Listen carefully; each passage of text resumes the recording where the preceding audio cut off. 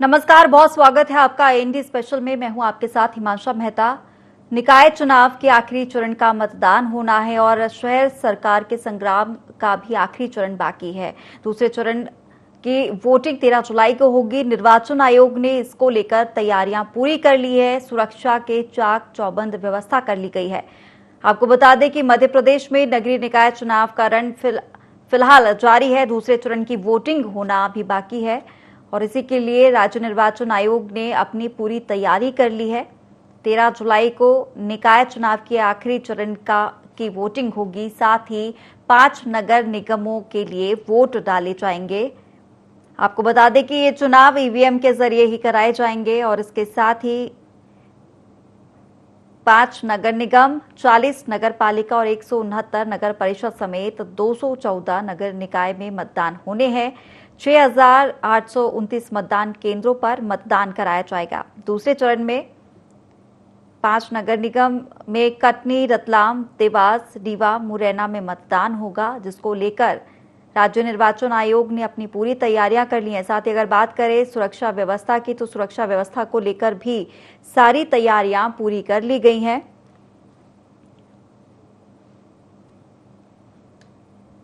तो नगरीय निकाय के दूसरे चरण का मतदान होना अभी बाकी है। दूसरे चरण का मतदान 13 जुलाई को होगा और इसके लिए राज्य निर्वाचन आयोग ने पूरी तैयारियां कर ली हैं। आपको बता दें कि सुरक्षा व्यवस्था के भी पूरे इंतजाम कर लिए गए हैं। चलिए तो आपको दिखा देते हैं कौन सी पार्टी का प्रत्याशी किसके सामने है। तो सबसे पहले बात करेंगे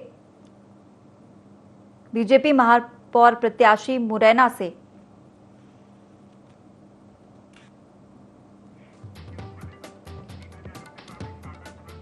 तो बीजेपी में मीना जाटव के सामने शारदा सोलंकी कांग्रेस से। और अगर बात करें रीवा नगर निगम की, तो प्रबोध व्यास बीजेपी से और उनके सामने अजय मिश्रा बाबा कांग्रेस से हैं।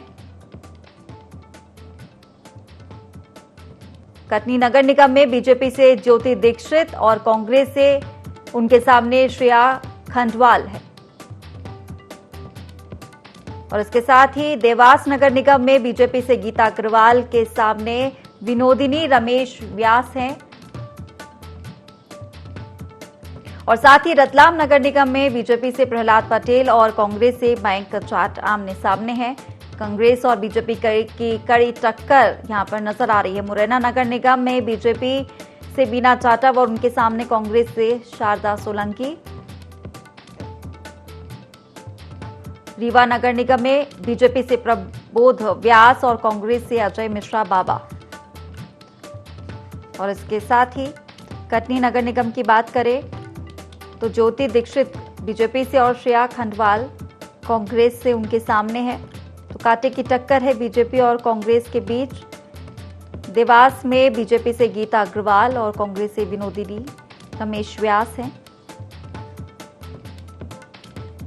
और रतलाम नगर निगम में बीजेपी से प्रहलाद पटेल महापौर प्रत्याशी के लिए खड़े हुए हैं और उनके सामने मयंक जाट कांग्रेस से।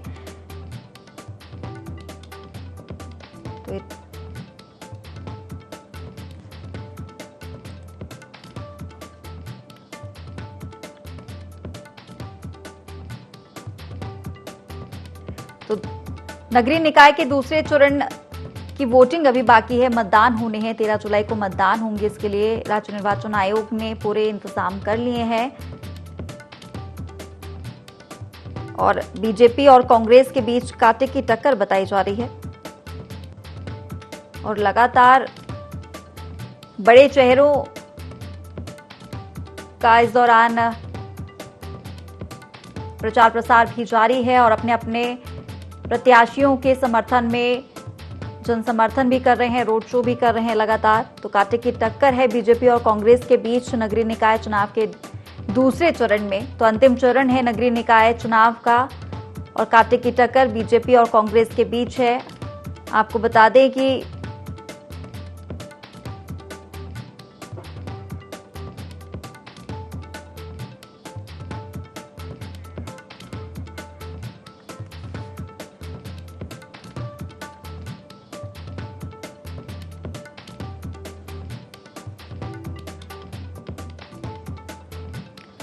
तो बीजेपी महापौर प्रत्याशी मुरैना से मीना जाटव हैं और उनके सामने शारदा सोलंकी खड़ी हुई हैं।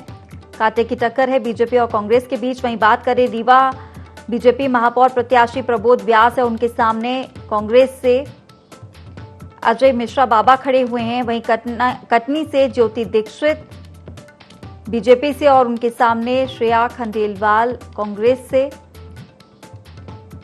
और देवास से गीता अग्रवाल बीजेपी से और उनके सामने महापौर प्रत्याशी के लिए विनोदिनी रमेश व्यास, और रतलाम से प्रहलाद पटेल बीजेपी से, और इसके साथ ही मयंक जाट कांग्रेस से प्रत्याशी महापौर प्रत्याशी के लिए खड़े हुए हैं। तमाम व्यवस्थाएं राज्य निर्वाचन आयोग के द्वारा कर ली गई हैं। दूसरे चरण में 5 राज्यों में चुनाव होने हैं।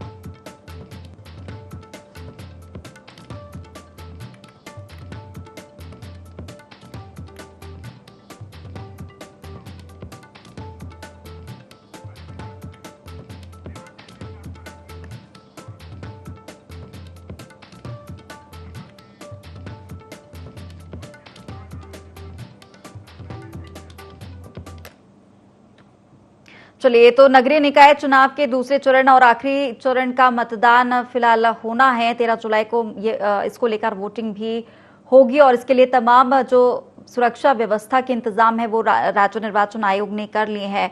और जिस तरीके से बात की जाए तो 5 जिलों में चुनाव होने हैं और लगातार यहाँ पर बड़े चेहरों के जो प्रचार प्रसार हैं वो भी जारी है। अपने प्रत्याशी के समर्थन में वोट की अपील लगातार की जा रही है। मुख्यमंत्री शिवराज सिंह चौहान भी लगातार अपने प्रत्याशी के समर्थन में वोट की अपील कर रहे हैं, तो कमलनाथ भी लगातार अपने प्रत्याशी के समर्थन में वोट करने के लिए अपील लोगों से करते हुए नजर आ रहे हैं। और क्या किस तरीके से चुनावी माहौल है, इसको लेकर हमारे साथ हमारे तमाम सहयोगी जुड़ गए हैं। रीवा से सुशील चतुर्वेदी हमारे साथ जुड़ गए हैं, देवास से एहतेशाम कुरैशी, कटनी से रविशंकर आरक और रतलाम से चैतन्य शर्मा हमारे साथ जुड़ गए हैं। सबसे पहले बात करूंगी देवास से, एहतेशाम कुरैशी हमारे साथ जुड़े हुए हैं। एहतेशाम, देवास से किस तरीके का माहौल नजर आ रहा है, क्योंकि अभी दूसरे निकाय का नगरीय निकाय चुनाव जो है वो अभी होना बाकी है और बीजेपी और कांग्रेस के बीच में कांटे की टक्कर अभी बनी हुई है। जी बिल्कुल हिमांशा, सबसे पहले तो मैं ये बता दूं कि जो 13 जुलाई को मतदान होना है द्वितीय चरण का, उसमें देवास नगर निगम के लिए भी जो है मतदान होना है और इसके साथ ही देवास जिले की जो नगर परिषद है सोनकच, मोरासा, पीपलरावा, टोक खुर्द में भी जो है मतदान होना है। और मैं ये भी जानकारी अपडेट करा दूं कि आज शाम को 5 बजे जो है प्रचार प्रसार बंद हो जाएगा, क्योंकि जो निर्वाचन आयोग के निर्देश है और जो नियम है उस नियम के अनुसार आज शाम को 5 बजे प्रचार प्रसार बंद हो जाएगा और उसके बाद 13 जुलाई को सुबह 7 बजे से जो है मतदान होगा। तो मैं बता दूं, जिस तरह से आपने कहा है तो मैं एक बार फिर अपडेट करा दूं, जो आपने तो फिलहाल दर्शकों को करा दिया अपडेट, कि देवास में जो अगर हम मुख्य मुकाबला अगर यहाँ कहें भारतीय जनता पार्टी और कांग्रेस में, तो भारतीय जनता पार्टी ने श्रीमती गीता दुर्गेश अग्रवाल को मैदान में उतारा है, तो वहीं जो है कांग्रेस ने विनोदिनी रमेश व्यास को अपना प्रत्याशी बनाया है और इसी को लेकर प्रचार प्रसार जारी है। बड़े बड़े अगर हम करें कि रैली जलसे जुलूस यहाँ देखने को मिले पिछले दिनों। हालांकि आज शाम को चुनावी प्रचार का जो है पूरा दौर जो है समाप्त होगा और शोर भी खत्म हो जाएगा। और मैं एक अपडेट और भी दे दूं हिमांशु अपने दर्शकों को, कि देवास जिले में जो होना है चुनाव, इसमें नगर परिषद और नगर निगम के लिए जो चुनाव होना है, इसमें 2,75,672 जो मतदाता है जो अपने मत का जो है इस्तेमाल करेंगे। और मैं ये भी बता दूं कि 105 वार्डों के लिए कुछ 333 मतदान केंद्र जो है बनाए गए और जिसके लिए जो है सुरक्षा व्यवस्था की बात भी जो है देवास पुलिस द्वारा की जा रही है। साथ ही हम कहें अगर जिला निर्वाचन अधिकारी देवास कलेक्टर चंद्रमौली शुक्ला ने भी जो है पुख्ता इंतजाम के बात किए हैं, ताकि बात की है पुख्ता इंतजाम की कि जो अधिकारी है उनको पहले ही ट्रेनिंग दे दी गई थी। अब चूंकि प्रथम चरण यहाँ हो चुका है, तो अब द्वितीय चरण के लिए अगर हम बात करें तो देवास में अब 13 जुलाई को मतदान होना है। जी हिमांशु। बिल्कुल एहतेशाम, अगर बात करें देवास से बीजेपी से गीता अग्रवाल हैं और कहीं ना कहीं वो विधायक गायत्री राजे पवार की करीबी मानी जाती हैं, और इसी के चलते अगर बात की जाए कांग्रेस प्रत्याशी की, तो यहाँ पर कितनी कांटे की टक्कर नजर आती है दोनों के बीच में? जी, बिल्कुल आपने सही कहा, वो उनके समर्थक भी है और उनके जो पति है भाजपा के एक सीनियर लीडर भी है दुर्गेश अग्रवाल, जो देवास विकास प्राधिकरण के उपाध्यक्ष भी रह चुके हैं और वो हम बात करें देवास विधायक गायत्री राजे पवार की, तो वो खुद जो है कमान संभाले हुए पिछले 1 माह से लगातार मैदान में दिखाई दे रही है, प्रचार प्रसार में दिखाई दे रही है, वार्डों में वो स्वयं जा रही है और अगर हम कहें कि घर-घर जाकर जो प्रचार प्रसार किया जाता है तो उसमें भी वो दिखाई दे रही है। और दूसरी तरफ अगर हम बिल्कुल बात कांटे करें की टक्कर यहाँ विनोद पर मानी जा सकती है। गीता अग्रवाल का पलड़ा लग भारी यहाँ पर नजर आ रहा है। चलिए रतलाम की ओर रुख करेंगे। चैतन्य शर्मा हमारे साथ जुड़े हुए हैं। चैतन्य, कितना माहौल किस तरीके का है, क्योंकि लगातार जिस तरीके से यहाँ पर बात की जा रही है, अगर बीजेपी और कांग्रेस की तो कांटे की टक्कर है। मुख्यमंत्री शिवराज सिंह चौहान लगातार यहाँ पर प्रत्याशी के समर्थन में वोट की अपील भी कर रहे हैं। कमलनाथ भी पीछे नहीं हट रहे हैं, वो भी लगातार जो प्रत्याशी है उनके समर्थन में लगे हुए हैं।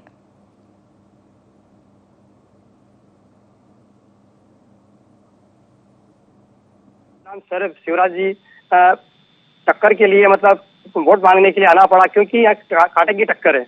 क्योंकि मयंक जाट वहां पर पता है कांग्रेस का जो नव युवक है वो बड़ी जोरदार टक्कर ले रहा है भारतीय जनता पार्टी के उम्मीदवार प्रहलाद पटेल से, कि दोनों शो में एक बार कमलनाथ जी आए, एक बार शिवराज जी आए, दोनों पार्टी। बिल्कुल चैतन्य, ये भी जानना चाहूंगी कि अगर घोषणा पत्र की बात की जाए बीजेपी और कांग्रेस की, तो जनता किसके समर्थन में नजर आ रही है? क्योंकि पार्टी दोनों की बराबरी चल रही है। मयंक जाट अपनी अपनी जगह ठीक है और भारतीय जनता पार्टी अपनी जगह ठीक है। दोनों पार्टियों में होड़ लगी हुई है। दोनों पार्टियों की टक्कर बराबरी कांटे की दंगल नजर आ रहा है। दोनों पार्टियों ने अपने अपने वचन पत्र दिए। भाजपा पार्टी ने स्वच्छता रतलाम के लिए 26 वचन पत्रों का वचन पत्र संकल्प लिया है कि सड़कों का पुनर्निर्माण किया जाएगा, झुग्गी मुक्त रतलाम कराया जाएगा, महिलवाड़ा जो संरक्षण का है वो पुनः निर्माण किया जाएगा, साफ सफाई व्यवस्था की जाएगी, अग्निवीरों को नौकरी दी जाएगी। कई प्रकार के ऐसे वचन पत्र भारतीय जनता पार्टी ने दिए और नगर को महानगर बनाया जाएगा। इसी प्रकार से कांग्रेस की ली जाए तो कांग्रेस के मयंक जाट ने वहां पर उम्मीदवार ने इसमें भी वचन पत्र 24 वचन पत्र को सामने का संकल्प लिया है। सड़क हर साल 10 प्रमुख सड़कों को स्मार्ट रोड बदलेंगे, महिला सशक्तिकरण पर ध्यान दिया जाएगा, मिंक मार्केट की स्थापना की जाएगी, पिंक मार्केट की स्थापना की जाएगी, शिक्षा विद्यार्थियों के लिए किया जाएगा, अवैध कार्यों को वैध किया जाएगा। ऐसे कई प्रकार के संकल्प का उन्होंने वचन पत्र में शामिल किया है। बिल्कुल, चलिए तो कहीं ना कहीं वचन पत्र है, लोग किसकी तरफ आकर्षित होते हैं ये भी देखना होगा। हमारे साथ रीवा से सुशील चतुर्वेदी जुड़े हुए हैं। सुशील, कैसा माहौल नजर आ रहा है? दूसरे चरण और अंतिम चरण का नगरीय निकाय का चुनाव अभी बाकी है और लगातार कांग्रेस और बीजेपी जोरों शोरों से लोगों से अपील कर रही है, जो प्रत्याशियों के समर्थन में वोट की अपील भी की जा रही है, रोड शो भी लगातार जारी है। बिल्कुल हिमांशा, बता दें भाजपा कांग्रेस के बीच ये सीधा टक्कर देखा जा रहा है। और जिस तरीके से बात की जाए भाजपा में, तो मुख्यमंत्री का रीवा 2 बार का दौरा रहा, आज रोड शो भी रहा। और जिस तरीके से भाजपा ने भी अपने प्रत्याशी प्रबोध व्यास के लिए पूरी ताकत झोंकी है। तो बात की जाए कांग्रेस की, तो कांग्रेस से अजय मिश्रा बाबा हैं, वो लगातार सभी वार्डों में सघन जनसंपर्क कर रहे हैं। उनके पक्ष में कमलनाथ ने भी बड़ी सभा की है। उसके बाद जो नेता प्रतिपक्ष पूर्व अजय सिंह है वो भी कल रोड शो में उतरे। तो दोनों दलों ने अपनी पूरी ताकत झोंकी है हिमांशा। और निश्चित तौर में बात की जाए तो रीवा नगर निगम चूंकि अनारक्षित सीट है, तो कड़ा मुकाबला देखा जा रहा है भाजपा और कांग्रेस के बीच में। और जो अन्य दलों की बात करें तो बसपा और आप पार्टी भी कहीं पीछे नहीं हटे, पूरी ताकत के साथ प्रचार प्रसार में जुटी है। लेकिन सीधा टक्कर भाजपा और कांग्रेस के बीच में देखा जा रहा है। जो कांग्रेस प्रत्याशी अजय मिश्रा बाबा है, चूंकि वो 3 बार के पार्षद रह चुके हैं, नेता प्रतिपक्ष रह चुके हैं रीवा नगर निगम में, तो अपनी दावेदारी कर रहे हैं कि हम जनता की नब्ज को जानते हैं, हम जनता की समस्या को जानते हैं और जनता के बीच अपने संकल्प पत्र को लेकर लगातार वो अपनी बात रखते हैं। वहीं बात की जाए भाजपा जो प्रत्याशी प्रबोध व्यास हैं, तो वो भी कहीं न कहीं संगठन से आते हैं और वो भी अपनी बात रखते हैं, अपने सरकार की उपलब्धि रखते हैं, केंद्र सरकार की उपलब्धि की बात करते हैं। तो लगातार रीवा नगर निगम की बात करें तो रीवा नगर निगम में लगातार भाजपा और कांग्रेस के बीच सीधा टक्कर देखा जा रहा है हिमांशा। और और जिस तरीके से नगर परिषद जो उनकी बात करें तो वहां भी सीधा टक्कर भाजपा और कांग्रेस के बीच में ही दिखाई पड़ रहा है हिमांशा। तो बात की जाए जिस तरीके से दोनों दलों ने अपनी पूरी ताकत झोंकी है और आज शाम 5 बजे यह चुनाव जो प्रचार है, अभियान है, वो थम जाएगा। उसके बाद कहीं न कहीं डोर टू डोर एक जो कैंपेनिंग है वो दोनों पार्टी से शुरू होगी, और लेकिन भाजपा और कांग्रेस से सीधे टक्कर देखी जाती है रीवा नगर निगम में। बिल्कुल सुशील, अगर बात की जाए घोषणा पत्र की तो किसके घोषणा पत्र में ज्यादा जो है लोगों का समर्थन नजर आ रहा है, क्योंकि बीजेपी और कांग्रेस दोनों ने ही घोषणा पत्र जारी किए थे। किसका पलड़ा ज्यादा यहाँ पर भारी पड़ रहा है, जनता किस रुख जा सकती है? बिल्कुल हिमांशा, बता दें चूंकि कांग्रेस पार्टी ने जो अपना संकल्प पत्र जारी किया था तो उसमें उन्होंने रीवा नगर निगम की जो मूलभूत समस्याएं हैं, जिस तरीके से रीवा नगर निगम में लोगों को समस्याएं जा रही हैं, उसको लेकर उन्होंने विशेष फोकस किया था। और बात की जाए भाजपा की तो भाजपा ने जो केंद्र सरकार की योजना है, प्रदेश सरकार की योजना है, उन सभी बिंदुओं को रख के जनता के बीच अपनी बात रखी है। बिल्कुल, चलिए और अब रुक करेंगे सतना की ओर। अविनाश पांडे हमारे साथ जुड़ गए हैं। अविनाश, क्या कुछ हाल है, क्योंकि नगरीय निकाय के दूसरे चरण का मतदान होना है, 13 जुलाई को वोटिंग होगी, किस तरीके का माहौल बना हुआ है, कितना उत्साह लोगों में है, और लगातार जो बड़े चेहरे हैं बीजेपी से हो या कांग्रेस से, कमलनाथ लगातार जो प्रत्याशी है उसके समर्थन में वोट की अपील करने के लिए लगातार जगह जगह घूम रहे हैं, और मुख्यमंत्री शिवराज सिंह चौहान अपने प्रत्याशी के समर्थन में वोट की अपील कर रहे हैं लोगों से। देखिए हिमांशा, सतना जिले में पहले चरण में नगर निगम का चुनाव सहित कई नगर परिषद और नगर पालिका में चुनाव हो चुके हैं, तो चुनाव होने जा रहा है। इसमें सतना जिले के 13 नगर पालिका इसमें शामिल है। और बात करें दिग्गजों की तो शिवराज सिंह चौहान और पूर्व चीफ कमलनाथ और सीएम ने लगातार जनसंपर्क कर और रोड शो किया है। लेकिन ये देखा जा रहा है कि दिग्गजों ने कितना दम दिखाया है और जनता को किसने कितना लुभाया है, आने वाला समय ही बताएगा। लेकिन जो सरकार की योजनाएं हैं, इसको लेकर बीजेपी लगातार अपने दावे करते हुए जनता के बीच पहुंच रही है, अपने सरकार की जन कल्याण योजना गिना रही है। तो वही कांग्रेस की बात करें तो पलटवार कर कांग्रेस लगातार 15 महीने में अपनी सरकार में जिसने उसने काम किया है, जैसे कई सारी योजनाएं उसने चालू की थी, और तो उसी को देखते हुए जो कांग्रेस है वो बीजेपी पर जमकर पलटवार करती है। लेकिन जनता को लुभाने का काम जो दिग्गज है, स्थानीय नेता है, वो लगातार कोशिश कर रहे हैं। और देखा जाए तो 13 तारीख को चुनाव होने वाला है द्वितीय चरण का सतना जिले में। लेकिन इसको देखते हुए निर्वाचन के गाइडलाइन के अनुसार पूर्व से 48 घंटे पहले ही, यानी कि आज शाम 5 बजे से प्रचार पूरी तरह थम जाएगा। अब पूरी नजर प्रत्याशियों सहित समर्थक पे रहेगी प्रशासन की कि हर मूवमेंट और गतिविधियों पे पूरी नजर रखी जाएगी, किसी तरह की चुनाव प्रभावित करने वाली स्थिति पैदा न हो। और सुरक्षा के मद्देनजर पूरी तरह प्रशासन ने तैयारियां पूरी कर ली है। और चुनाव में लगातार जो है अब प्रत्याशी जो है प्रचार प्रसार बंद होने के बाद डोर टू डोर प्रचार करेंगे और सीमित संख्या पे ही प्रचार कर पाएंगे। उसके लिए अगर किसी तरह की अगर सूचना निर्वाचन को मिलती है तो प्रत्याशी सही समर्थकों के ऊपर कानूनी कार्रवाई भी की जाएगी। और दिग्गजों ने लगातार अपना रोड शो कर रहे हैं और लगातार जनसंपर्क करते हैं। लेकिन जन कल्याण योजनाओं के लगातार बखान करने वाली बीजेपी और कांग्रेस दोनों में इस बार कांटे की टक्कर देखी जा रही है। अब बगावत की भी हिमांशा बजे थे और कई दिग्गजों ने कांग्रेस छोड़कर बीजेपी का दामन थामा था, और कांग्रेसियों ने भी कहीं ना कहीं बीजेपी पे सेंधमारी की थी। और बीजेपीओ के कुछ जो नेता हैं वो कांग्रेस पे शामिल हुए। तो देखा जाए तो दोनों में इस बार कांटे की टक्कर देखी जा रही है। लेकिन आने वाला समय ही ये बता पाएगा कि किसने जनता को कितना लुभाया और किसका कितना अच्छा रिजल्ट होगा। ये आने वाला वक्त ही बताएगा हिमांशा। बिल्कुल अविनाश, ये भी जानना चाहूंगी क्योंकि पहले चरण का जो निकाय चुनाव हुआ था उसमें कई शिकायतें भी आई थी, मतदाताओं को मतदाता पर्ची नहीं मिली थी, मतदाता सूची नहीं मिल पाई थी, जिसके चलते जो वोट थी वो नहीं मतदाता अपने मतदान का प्रयोग कर पाए थे। इस बार किस तरीके से एक्शन में है निर्वाचन आयोग, क्या कुछ कर रहा है ताकि जो मतदाता है उनको परेशानी ना हो, मतदान केंद्र में भी सहूलियत के साथ पहुंच पाए और अपना जो मतदान है वो कर पाए? हिमांशु, आपने पहले चरण में ही देखा था कि जो नगरीय निकाय के चुनाव हुए थे, इसमें कई सारी कमियां निकलकर सामने आई थी। कई मतदाताओं को पर्ची वितरण नहीं की गई थी और मतदाताओं को पर्ची वितरण करने के लिए घर पर्ची उनके पहुंचना चाहिए, उसके बावजूद भी बीएलओ के द्वारा लापरवाही बरती गई थी। लेकिन इस बार पूरी तरह जो निर्वाचन है एक्टिव मोड में नजर आया है और समय समय मॉनिटरिंग कर सभी बीएलओ से जानकारी ली है कि अगर किसी के घर के तक अगर पर्ची नहीं पहुंची है तो मतदान केंद्र के बाहर ही स्टॉल लगाया जाएगा, जो हर वार्ड में जो बीएलओ नियुक्त किए गए हैं वो मतदाता को पर्ची उपलब्ध कराएंगे।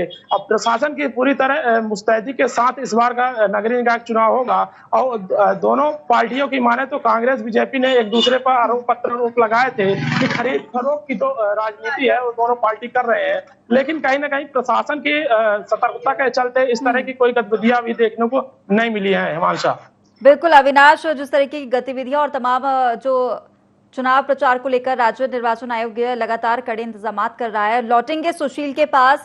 सुशील, क्या कुछ यहाँ पर किस तरीके से राज्य निर्वाचन आयोग जो है वो तैयारियां कर रहा है? क्योंकि पहले चरण की अगर बात करें तो कहीं ना कहीं मतदाताओं को मतदान केंद्र नहीं मिल पाए थे, वोटिंग कम हो गई थी और ना ही मतदाता जो पर्ची है और सूची ये दोनों ही प्राप्त नहीं हो सके थे, जिसके कारण जो मतदान प्रतिशत है वो कम हुआ था। इस बार क्या कुछ तैयारियां?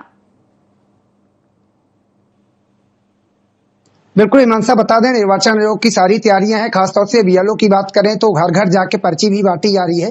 जिस तरीके से बात आई थी कि जो प्रथम चरण में जो चुनाव मतदान हुए थे तो प्रतिशत बहुत कम आया था, उसको लेकर इस बार देखा जा रहा है कि घर घर पर्ची बांटने का भी काम किया जा रहा है। तो निश्चित तौर पर माना यह जा रहा है कि मतदान का प्रतिशत बढ़ेगा। लेकिन जिस तरीके से निर्वाचन आयोग ने सभी दलों से भी अपील की है कि कहीं न कहीं मतदाताओं को जन जागरूकता के माध्यम से जानकारी पहुंचे कि लोग मतदान केंद्र तक जाके अपने मतों का अधिकार करें, और इस तरीके से सारी व्यवस्थाएं मतदान केंद्रों में भी दिखाई पड़ी हैं हिमांशा। लेकिन जिस तरीके से एक बार राजनीति की बात करें तो भाजपा कांग्रेस ने जिस तरीके से रीवा नगर निगम में अपनी ताकत झोंकी है, उसके बावजूद एक बड़ी बात सामने निकल के आती है कि बागियों का कितना बड़ा रोल रहेगा हिमांशा। चूंकि बागी जो है वो कहीं न कहीं प्रत्याशी का खेल बिगाड़ते हैं, चाहे वो भाजपा से हो या कांग्रेस से हो या किसी अन्य दल से हो। तो ये भी बड़ी महत्वपूर्ण बात होगी कि इस नगरीय निकाय में खास तौर से ऐसे दल भी सक्रिय हुए हैं जो पहली बार चुनाव लड़ रहे हैं और कहीं न कहीं उनका दमखम भी दिखाई दे रहा है। तो निश्चित तौर में भाजपा और कांग्रेस का खेल बिगाड़ने का काम ये करेंगे।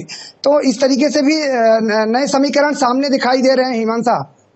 बिल्कुल सुशील, तो क्या लगता है, हालांकि बीजेपी और कांग्रेस में शुरू से ही कांटे की टक्कर नजर आती है हर बार चुनावी समय में, लेकिन प्रबोध व्यास जो बीजेपी से प्रत्याशी हैं उनका पलड़ा कितना भारी है? क्योंकि अगर घोषणा पत्र भी तैयार किया गया है, जनता कितना समर्थन दे रही है बीजेपी के घोषणा पत्र को? हिमांशा, बता दें जिस तरीके से बीजेपी ने अपना संकल्प पत्र जारी किया है तो निश्चित तौर में केंद्र सरकार और प्रदेश सरकार की जो योजनाएं हैं उन्हीं का बखान किया गया है। और बात की जाए, आपने पूछा कि टक्कर, तो टक्कर सीधे कांग्रेस और भाजपा के बीच में ही है। कांग्रेस से अजय मिश्रा बाबा हैं जो नगर निगम के कई बार के पार्षद रह चुके हैं। इन दोनों के बीच में सीधा टक्कर देखा जा रहा है और कहीं न कहीं कांटे की टक्कर स्पष्ट रूप से दिखाई दे रही है। लेकिन जो अन्य जो दल हैं, खास तौर से बात की जाए जिस तरीके से आप पार्टी पहली बार चुनाव रीवा नगर निगम में लड़ रही है, बसपा कई बार लड़ चुकी है, तो ये भी समीकरण बिगाड़ने का काम करेंगे। जो जीत का जो मार्जिन है वो बहुत कम रहेगा दोनों दलों के बीच में, भाजपा कांग्रेस के बीच में बहुत बड़ा अंतर नहीं होगा जिस तरीके से समीकरण दिखाई दे रहे हैं हिमांशा। तो रीवा नगर निगम चूंकि अनिश्चित सीट है तो रोमांचिक पूरा मुकाबला है भाजपा और कांग्रेस के बीच में। बिल्कुल, चलिए सुशील आपके पास वापस लौटूंगी। फिलहाल हमारे साथ मंदसौर से राजपाल सिंह परिहार जुड़ गए हैं। राजपाल जी, क्या किस तरीके के जो माहौल है वो बना हुआ है? नगरीय निकाय चुनाव के दूसरे चरण का मतदान अभी होना बाकी है और माहौल क्या कुछ कहता है? किसके पक्ष में जनता यहाँ पर झुकती हुई दिखाई दे रही है?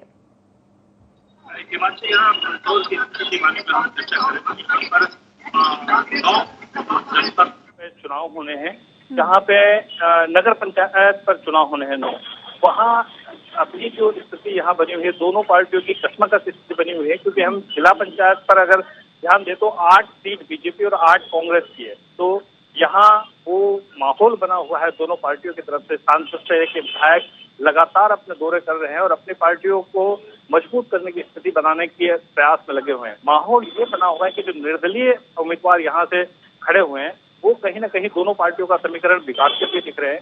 मंदसौर के बारे में आपको बताना चाहूंगा कि पिपलिया मंडी, मल्हारगढ़, वासरा, रसोदा मंडी, नारायणगढ़, सीतामऊ, भानपुरा, गरोद, इन नगर पंचायतों पे चुनाव होना है, जिनका आज 5 बजे से पूरा प्रचार प्रसार थम जाएगा और 13 तारीख को इनका निर्वाचन होना है। इस निर्वाचन को लेकर के ये प्रयास लगाए जा रहे हैं कि कैसे भी करके हर राजनीतिक दल जो है वो जीतने का प्रयास कर रहा है। इसमें आपको एक जानकारी और बताना चाहूंगा कि इस बार मंदसौर में आप पार्टी के भी कई उम्मीदवार खड़े हुए हैं, वो भी दोनों पार्टियों का समीकरण बिगाड़ सकते हैं। हिमांशु, बिल्कुल राजपाल, कहीं ना कहीं आप पार्टी का भी जिक्र लगातार हो रहा है, समीकरण बिगाड़ सकती है बीजेपी और कांग्रेस का, लेकिन फिर भी अगर बात की जाए घोषणा पत्र को लेकर तो कहीं ना कहीं घोषणा पत्र में कौन अभी आगे नजर आ रहा है अगर आप पार्टी को भी जोड़कर देखा जाए तो?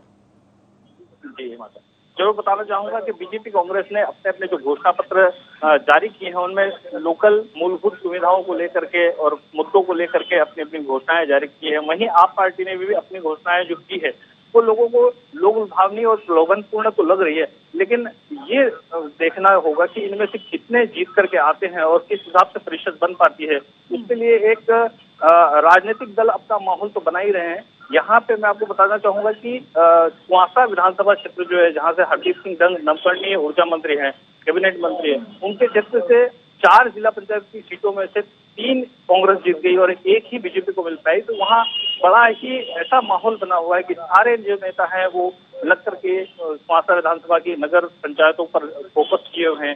दिन में 3-3, 4-4 दौरे कर रहे हैं, कहीं पार्टी को और गट्टा नहीं मिल जाए। तो बराबर दोनों ही पार्टियों के साथ में इस बार आप जो है वो एक नया समीकरण बिगाड़ने वाली लक्ष्य है। वहीं भाजपा और कांग्रेस में बराबर निर्दलीय जो है 1-1 वार्ड से 2-2, 3-3 निर्दलीय कहीं न कहीं आए हैं, तो जरूर वो कहीं न कहीं इन बड़े राजनीतिक दलों का समीकरण बिगाड़ सकते हैं। हिमांशु, बिल्कुल, चलिए राजपाल जी, हमारे साथ जुड़ने के लिए आपका बहुत धन्यवाद। हमारे साथ सतना से अविनाश पांडे जुड़े हुए थे और रीवा से सुशील चतुर्वेदी, आप तीनों का बहुत धन्यवाद। और जिस तरीके से अभी नगरीय निकाय चुनाव का आखिरी चरण बाकी है, 13 जुलाई को निकाय चुनाव को लेकर वोटिंग होनी है। आपको बता दें कि 5 नगर निगमों के लिए वोट डाले जाएंगे और चुनाव ईवीएम के जरिए ही कराए जाएंगे। हालांकि बीजेपी और कांग्रेस के बीच कांटे की टक्कर नजर आ रही है, लेकिन कहीं ना कहीं आप पार्टी भी इस दौरान महापौर के चुनाव के लिए इस बार खड़ी हुई है, तो कहीं ना कहीं समीकरण बीजेपी और कांग्रेस का बिगाड़ती हुई नजर आ रही है। फिलहाल आज के IND स्पेशल में इतना ही। मुझे दीजिए इजाजत। नमस्कार।